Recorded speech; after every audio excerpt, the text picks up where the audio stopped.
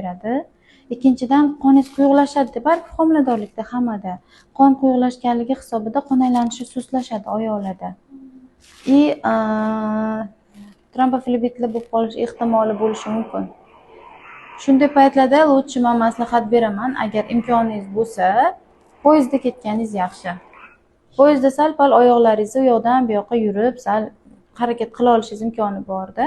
Siz uzoqqa ketishingiz masalasida. Maslahatim, avtobuslar yoki taksilardan ko'ra poyezd tanlaganingiz yaxshi. Poyezdda sal oyog'ingiz uyushganda u yoqdan bu yoqqa yurishingiz mumkin.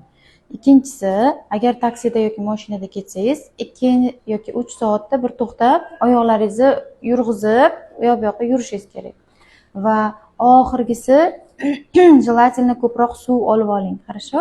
Iliq suv ko'proq ichib turamiz. Mana shu bilan majbur bo'lasiz o'zi yo'lda baribir to'xtashga. Hatto bolajoningiz ham qiynalib qoladi.